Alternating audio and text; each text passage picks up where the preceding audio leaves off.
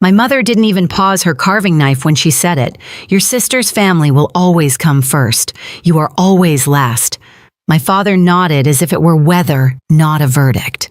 I didn't argue. I just said, good to know.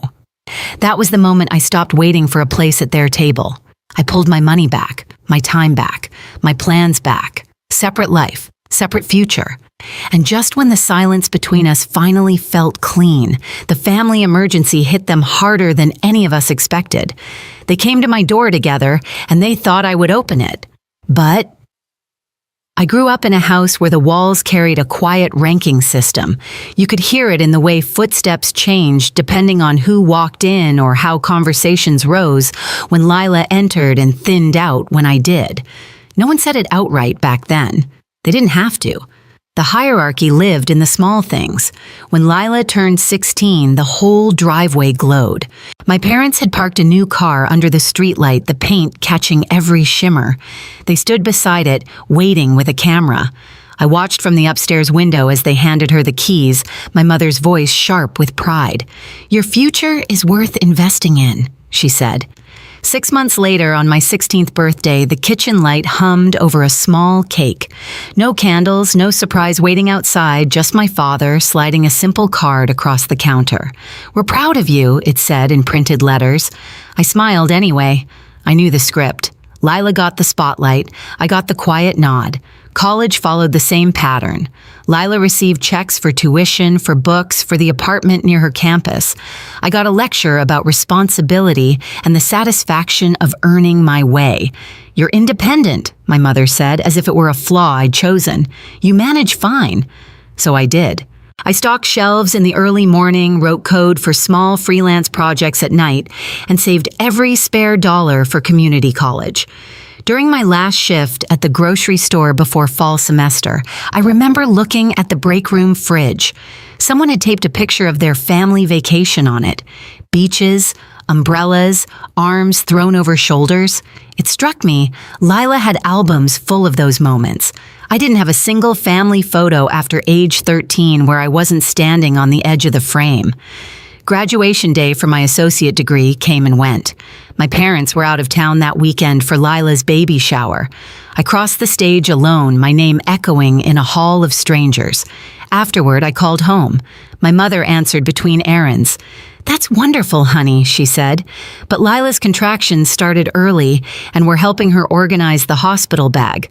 I'll call you later. She didn't. When I transferred to a 4-year university on a partial scholarship, they called it a nice little achievement. Lila's wedding, however, was the event of the decade. They walked through the reception hall like they'd built it themselves. I stood near the bar while relatives told me how lucky I was to have a sister with such a perfect life, as if her shine somehow reflected on me. It didn't. Not really. After I graduated with my engineering degree, after the long nights, after choosing survival over sleep, more times than I could count, I waited to see if someone would notice. My mother congratulated me between pouring juice for Lila's toddler. My father asked if I had any prospects yet, while Noah talked loudly about refinancing their house. No one asked how I managed it alone. No one asked what I wanted next. By then, I had learned to stop expecting space to open for me. I carved out my own small, at first, a few investments, strict budgeting, a quiet apartment with dim morning light. My name wasn't on the wall of family photos, but it was finally on my own lease, my own plans, my own future. Looking back, I can see the pattern clearly. Every celebration, every crisis, every season, Lila centered me orbiting. That was the day somewhere between the car keys I never held and the cake I blew out alone, I learned my place in this family. The message came late on a Wednesday, a short line from my mother family meeting Sunday. Important, no context, no question if I was free. It felt like an appointment, not an invitation. When I walked into the living room that weekend, the air was tight with quiet panic. Papers were spread across the coffee table, payments overdue, notices, printed statements with highlighted sections. Lila sat stiff, hands clasped. Noah avoided eye contact. My parents had pulled both recliners forward as if positioning themselves at the head of a negotiation. My mother didn't waste time. There's been a situation, she said. Your sister and Noah are facing some financial strain. Strain was an understatement. The mortgage was months behind. The kids' school tuition hadn't been paid. A legal issue my mother skimmed over it quickly had left Noah unable to work for now. Every number on the page pointed in the same direction: collapse. My father sighed, tapping the stack of bills. "We've done the math. Your mother and I can cover part of it, but not all. Lila needs immediate help." I waited. I didn't speak. I didn't move. I wanted to see how long it would take. Not long at all. My mother leaned forward. "We expect you to take care of the rest. You're single, you have a stable job, and you don't carry the same expenses. It just makes sense." There it was, the quiet truth laid bare again. Lila first, me last, always. No one asked whether I could afford it. No one asked if I was already carrying my own burdens. No one asked anything. They simply assumed. My father slid a printed list across the table.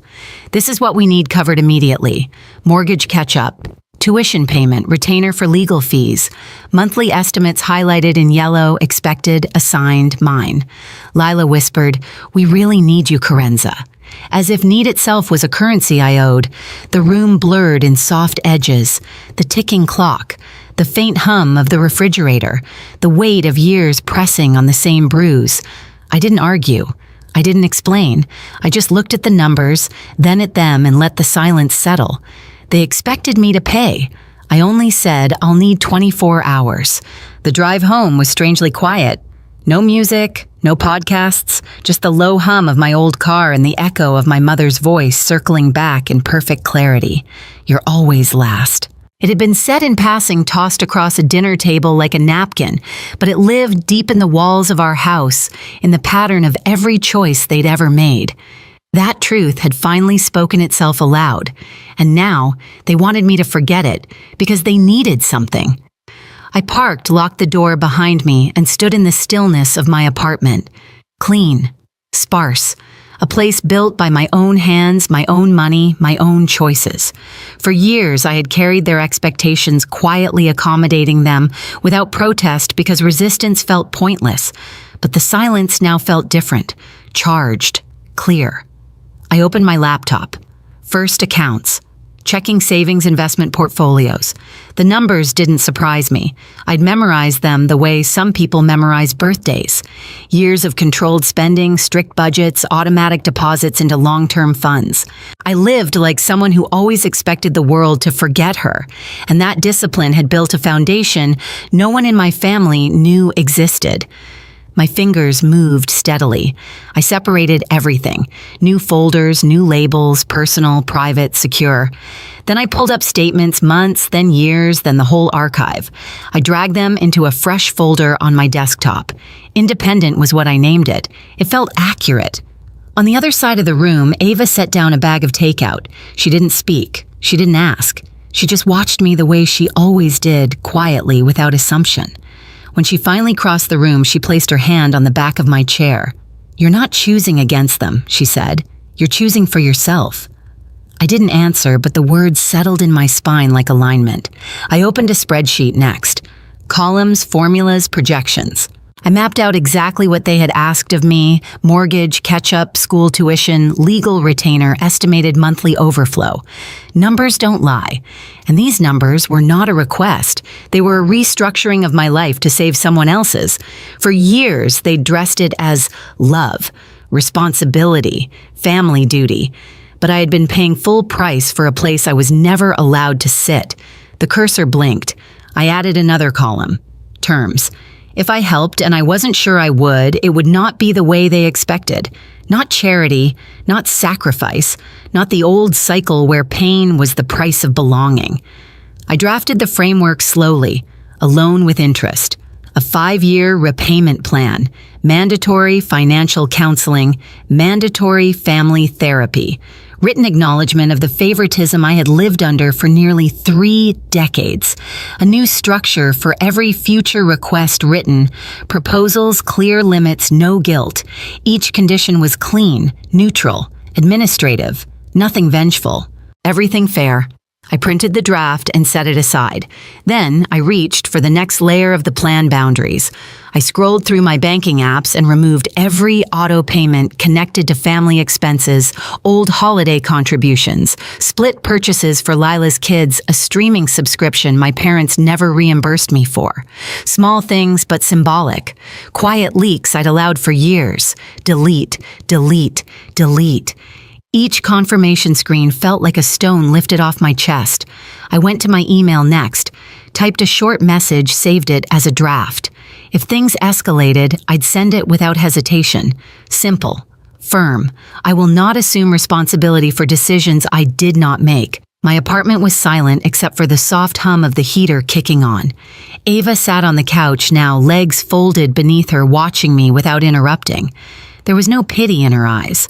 Only recognition. "You've been holding your breath your whole life," she said gently. "Tonight is the first time I've seen you exhale." Maybe she was right.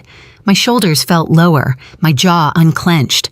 I returned to the table, gathered the printed pages into a neat stack and placed them inside a plain folder. No dramatic labels, no markings, just order.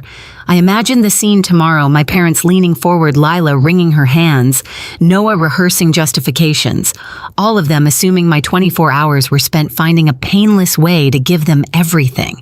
They had no idea this silence was not submission. It was preparation. I closed the folder. I wasn't angry. Not anymore. Anger requires hope. Hope that someone will see you, choose you, treat you differently. I didn't hope for that now. I only wanted truth, structure, and a life that finally belonged to me. Iva's voice softened. "What happens tomorrow?" I slid the folder into my bag. I tell them I said that I don't fix what they break anymore. They were already seated when I arrived. Same living room, same recliners pulled forward, same stack of bills spread across the table like an altar built for urgency. But this time, something was different. I wasn't carrying guilt. I was carrying a folder. Ava walked beside me, quiet, steady. She took a seat near the window. She wasn't there to argue. She was there to witness. My mother clasped her hands. "Good. You're here. We can sort it all out now." My father exhaled with relief. "We knew you'd come through Carenza." Lila gave a trembling smile. "We really appreciate this." They were thanking me for a decision I had not made. I sat down, placed the folder on the table, and lifted the cover. Bank statements, investment summaries, retirement allocations, target date portfolios, stock option agreements, all neatly arranged. The room shifted. My mother leaned forward first, her eyes narrowing. What is all this?" I slid one page toward her. Context. My father reached for another, scanning the numbers. The rustle of paper was the only sound. He froze halfway through. It wasn't just the balance. It was the realization, sharp, sudden, that they knew nothing about my life. Every assumption, every idea of who I was crumbled in his hands. My mother's voice went thin. "Why didn't you ever tell us you were doing this well?" "You never asked," I said. Silence dropped clean and absolute. I pulled out the next document, the loan terms. Noah leaned forward, brow furrowed. "Is this a contract?" I nodded. "If you want financial help, it won't be blind sacrifice. It will be structure." My mother recoiled. "Structure. For family. For adults," I corrected. My father scanned the page. 5-year repayment, interest, monthly installments, financial counseling. His voice cracked on the last words. "It's standard," I said. "If I help you learn how not to need me again." Lila stared at me, eyes wide wounded. "You're making us sign something. We're your family." "You made me responsible for your decisions," I said calmly. "This prevents that from happening again." Noah bristled. "This feels fair." I cut in. "It feels fair." He went silent. I continued. "There's more." I turned to my parents. "You'll attend therapy, not to assign blame, but to understand the system we've all been living in." My mother stiffened. "We're not dysfunctional. You told me I was always last," I reminded her quietly. "That was dysfunction speaking." She looked away. And I added, "There will be public acknowledgement. At the next family gathering, you will address the favoritism, the imbalance, the history of expectation placed only on me." My father shook his head. "This is humiliating." It's honest, I said. Humiliation only happens when the truth is too heavy to hold.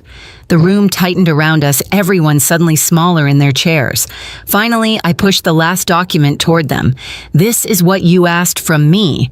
Mortgage catch-up, tuition, legal retainer. These are your numbers. This is the cost of your choices. The terms sat openly before them, clear, neutrally, unemotional. My mother whispered, "You really won't help unless we agree to this." I met her gaze. I said, "Good to know at Thanksgiving." I meant it. Once I understood my place in this family, I stopped standing in the space you carved out for me. If I'm always last here, then I have to be first in my own life. No one spoke.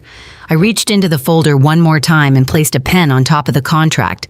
It rolled slightly, then stilled. "You have 24 hours, I said, the same time you gave me." My father swallowed hard, and if we say no, I stood lifting my bag. Ava rose beside me. Then I said, "You handle your own emergencies, just like I learned to handle mine." I walked to the door. Behind me, the room stayed frozen. 6 months passed before I walked back into that house. Not for a crisis, not for a demand, just for a scheduled family therapy session, our last one. The changes didn't happen overnight, but they happened. Lila and Noah had signed the terms.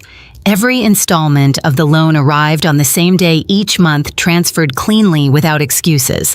The financial counseling had reshaped the way they moved through the world. Their spending grew quieter, their decisions more deliberate.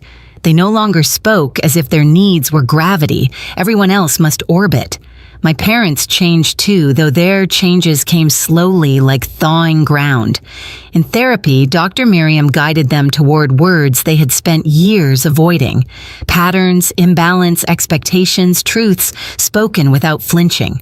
My mother cried the first time she said, "We didn't see you." My father cried the first time he believed her. And me, I wasn't angry anymore. I wasn't waiting anymore. My life had widened. I'd moved into a brighter apartment in the city, one with tall windows, where the mornings felt like a beginning instead of a negotiation. My desk held only what mattered: my laptop, a mug, and a small plant Ava bought because she said every new chapter needed something living. We spent slow Sundays exploring neighborhoods, stopping for coffee, speaking about futures without measuring them against anyone else's needs. She never asked me to shrink. I never expected her to rescue. We met in the middle, two people building something without ghosts tugging at the edges. On quiet nights, I cooked while she read on the couch. Sometimes she'd look up and say, "You seem lighter." And I realized she was right. My shoulders no longer curled inward. My hands no longer tightened around invisible expectations. Silence didn't feel like punishment anymore. It felt like air. The loan statements from Lila and Noah were tucked in a drawer, organized but no longer emotional. Proof that fairness could exist where chaos once lived. Before leaving the final session, Dr. Miriam said gently, "This is a family learning to walk differently, and you are the one who changed the ground beneath them." Driving home, evening lights stretched across the road. My apartment waited quiet, warm mine. For the first time in my life, nothing felt borrowed. I placed my keys on the table, the metal soft against the wood, nothing like the glittering set my sister once held in the driveway. This set was quiet, earned, chosen. The window was open just enough for the evening air to move through the room, steady and cool. Ava was in the kitchen, humming softly, the kind of sound that didn't ask anything of me. Families don't always change because they want to. Sometimes they change because someone stops carrying the weight for them. I believed them when they said I was always last. That's when I stopped standing in line.